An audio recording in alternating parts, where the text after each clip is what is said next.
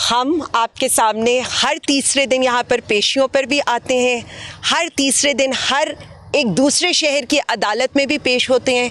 सारा कुछ ये मीडिया आवाम को दिखा रहा है, लेकिन उसके बावजूद तहरीके इंसाफ इतने सारे जुल्म बर्दाश्त करने के बावजूद, इतनी सारे केसेस, इतने सारे FIRs के बावजूद उसी तरह से हर जुल्म, हर फस्तायत का मुकाबला कर रही है। मैं एज ए चीफ ऑर्गेनाइज़र सिर्फ इतना कहना चाहूँगी कि पाकिस्तान तहरीके इंसाफ के कारकुन, पाकिस्तान तहरीके इंसाफ की ख़वातीन और पाकिस्तान तहरीके इंसाफ के वो लीडरान जो आज भी दो साल से कैदोबंद की सोबतें बर्दाश्त कर रहे हैं, आपने देखा है। मैं पूरी एक लॉयर्स की टीम चीफ जस्टिस लाहौर के पास भिजवाने लगी हूँ और उनको ये कहने लगी हूँ कि तहरीके इंसाफ आपसे सिर्फ 2 चीज़ें डिमांड करती है। फेयर ट्रायल, हमें फेयर ट्रायल दिया जाए, और दूसरी चीज़, अगर हम रूल ऑफ लॉ के आगे सरेंडर करके बैठे हुए हैं तो ये अवाम को बताया जाए कि ये 2 साल से हमारे केसेस का क्या हाल किया जा रहा है। क्या ऐसा पॉसिबल है कि एक इंसान एट ए टाइम 6 से 7 डिस्ट्रिक्ट में पाया जाता है? क्या ऐसा मुमकिन है कि 9 मई के केसेस उनको आज भी इंदराज किया जा रहा है जबकि 2 साल गुजर चुके हैं?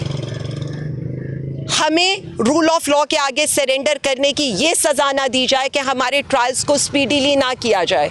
सिर्फ हमें अदालतों में बुलाने के लिए ये काम मत किया जाए। ये मातहत अदालतें हैं। ये जो सारे वकला हमारे साथ खड़े हैं, ये जाएंगे और चीफ जस्टिस साहब से ये रिक्वेस्ट करेंगे कि रूल ऑफ लॉ को देखा जाए। आपकी जिम्मेदारी बनती है इस पंजाब शहर के अंदर, जो इस पंजाब जैसे सूबे के अंदर जो फस्तायत का बाजार गर्म है।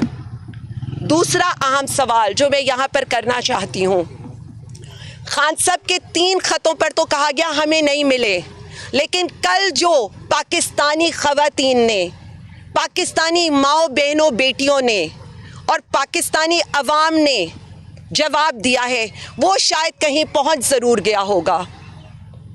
मैं सिर्फ इतना कहना चाहती हूँ कि इस मुल्क में, इस पंजाब में सिर्फ एक खातून की इज्जत नहीं है, बल्कि मेरे लिए हर पाकिस्तानी माँ, बहन, बेटी उतनी ही काबिल इज्जत है। जब तारीख लिखी जाएगी ना, तो तारीख में ये लिखा जाएगा कि बुशरा बीबी को इस्तेमाल किया गया सिर्फ वज़ीर आज़म इमरान खान साहब को गिराने के लिए। आज भी उनके केसेस की डेट 17 दिन आगे पड़ गई है, सिर्फ इसलिए ताकि उनको आइसोलेट किया जा सके। जब वफा का नाम लिखा जाएगा ना, तो तब उनका नाम इसलिए लिखा जाएगा कि अपनी माँ की पाक दामनी को साबित करने के लिए उनकी बेटी को आंसुओं से रोकर अपनी माँ की हुर्मत बतानी पड़ी। तो हमें औरतों की तकरीम का दर्स देने वाले सिर्फ इतना बता दें कि इद्दत जैसा बोगस केस क्यों बनाया गया। माएँ तो सबकी साझी होती हैं। तो फिर चले बात करते हैं डॉक्टर यास्मीन की। 74 इयर्स की एक कैंसर से लड़ती खातून पिछले 2 साल से आपके सामने है। हंसती मुस्कुराती नजर आने वाली वो जिस तरह की जबर का मुकाबला कर रही है, ये पंजाब की माएँ हैं। जब बहनों का नाम लिखा जाएगा तो अलीमा आपा, उज़मा आपा और नौरीन आपा का नाम आएगा।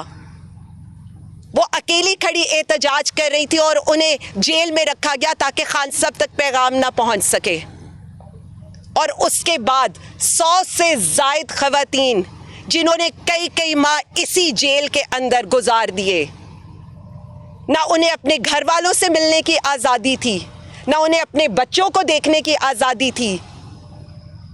याद आती हैं तो वो ख़वातीन भी याद आती हैं जिन्हें घसीटते हुए सबकी नज़रों के सामने लिबर्टी से उठाया गया। हमारी कई ख़वातीन के कपड़े तक फट गए।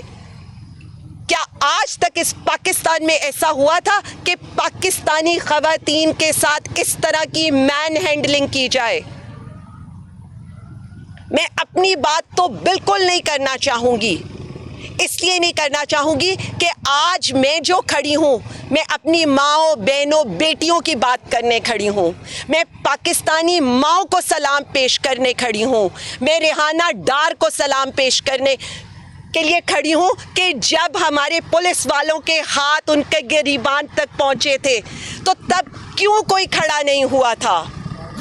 जब हमारे घरों की चादर और चार दीवारी के तकद्दुस पामाल किए जा रहे थे, हमारी बेटियों के सरों से चादरें खींची जा रही थी, तब ये सब कुछ कहाँ था? जब हम इस्लामी इक़दार की बात करते हैं, जब हम इस्लामी जमहूरिया पाकिस्तान की बात करते हैं, तो मैं सिर्फ इतना कहना चाहूँगी, इज़्ज़त करना सीखें हर उस सियासी खातून की, हर उस पाकिस्तानी औरत की जो इस वक्त डट के सिर्फ पाकिस्तान की जंग लड़ रही है।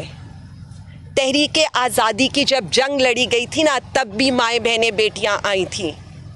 अब भी जब आज़ादी की जंग लड़ी जा रही है ना, तो हमारा सर अव्वल दस्ता, हमारे माथे का झूमर वही माएँ बहनें बेटियां हैं जिनके सरों से चादरें खींची गईं, जिनके चादर और चार दीवारी के तकद्दुस पामाल हुए, लेकिन उसके बावजूद वो खड़ी रहीं।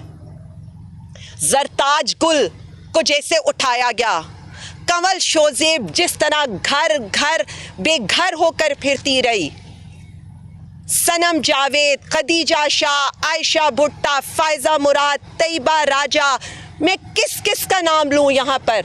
ये मेरे सामने रज़िया बहन खड़ी हैं, सुमेरा खड़ी हैं, हमारी कई ख़वातीन। मेरी बहन फरजाना को ये कहा गया, जब तक तुम ये लिख कर नहीं दोगी कि तुम पीटीआई को छोड़ोगी, तुम्हें तुम्हारे शौहर का मरा हुआ मुंह नहीं देखने देंगे। हमने हर फस्तायत बर्दाश्त कर ली और आज भी कर रहे हैं, लेकिन मैं सिर्फ अरबाबे इख्तियार से एक बात कहना चाहती हूँ, माएँ बहनें बेटियाँ सांझी होती हैं। किसी एक औरत की इज्जत बाकी औरतों से मुकद्दम नहीं हो सकती। इस नफ़रत को कम करें। ये जो नफ़रत अवाम और इदारों के दरमियान है, इसको मोहब्बत से सींचा जाता है, नफ़रत से नहीं। हम तो इस सब से गुजर गए, उसके बावजूद मेरा लीडर ये कहता है मैं मुल्क के लिए सब कुछ अपने पे हुआ बर्दाश्त कर लूँगा। कोई बर्दाश्त करता है कि उसकी बीवी पर इद्दत जैसा केस लाया जाए, उसकी बापर्दा बीवी को अदालतों में, जेलों में घसीटा जाए, उनकी बहनों को वो जिस तरह दर बदर हो रही हैं।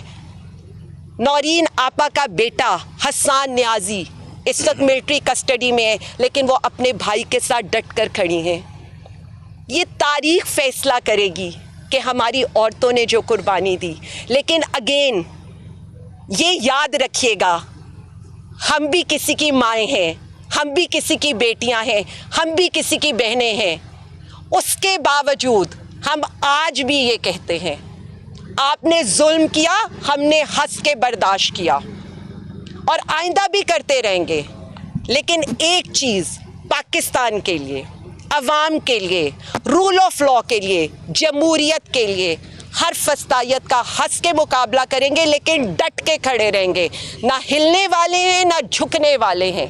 आप जो मर्जी हरबे इस्तेमाल कर लें, सोचने का वक्त आपके लिए है। मैडम ये बताइएगा, अभी नई तहरीक स्टार्ट करने जा रहे हैं, ईद के बाद तहरीक के आगाज़ कर रहे हैं, क्या कहेंगे आप? पाकिस्तान तहरीक इंसाफ तो मेरा ये ख्याल है कि 9 अप्रैल से एक तहरीक ही चला रही है इस मुल्क को बचाने की, जमहूरियत को बचाने की, रूल ऑफ लॉ को बचाने की, सहाफ़ियों को बचाने की, मुल्क को बचाने की। तो ये कॉन्टीन्यूसली ये चीज़ जारी रहेगी। हम इंशाअल्लाह ताला, आपको नज़र आएगा तहरीक इंसाफ पंजाब ने जो 8 फरवरी को जिस तरह से निकल कर ये बताया है कि इस मुल्क की सबसे बड़ी जमात पाकिस्तान तहरीक इंसाफ है और इस मुल्क का सबसे मकबूल तरीन leader prime minister Imran Khan साहब हैं। मैडम एक अक्सर ये रहता है कि अपर लीडरशिप से मशवरा किया जाता है, नीचे जो लीडरशिप है शामिल कराजी साहब वगैरह, इनका अक्सर शिकवा आता है, हमसे बात नहीं पूछी जाती, आप लोग उनसे मशवरा नहीं करते? देखें जी, मेरा ये ख्याल है कि ये हमारे बहुत ही काबिल एहतराम लीडर हैं, ये पॉलिटिकल सीजन लीडर हैं। मैं इनकी मशावरत से हर फैसला करूँगी और मैं इनकी मशावरत से आगे चलूँगी। पंजाब में जितनी भी चीज़ें होंगी, हमारे जितने भी लीडरान हैं, देखें इनकी कुर्बानियाँ नाकाबिले फरामोश हैं और इन्होंने जिस तरह से 2 साल डट के तहरीके इंसाफ का साथ दिया है, इन सबको मैं खिराजे तहसीन भी पेश करती हूँ और मैं इस चीज़ पर यकीन रखती हूँ कि मुझे इनकी गाइडेंस की, इनकी हेल्प की ज़रूरत है और मैं हमेशा इनकी तरफ गाइडेंस के लिए देखती रहूँगी और वो भी बहुत शफ़क़त से इसका मुकाबला कर, मेरे पर बड़े शफ़क़त है इन सब की और वो मुझे गाइड करते रहते हैं।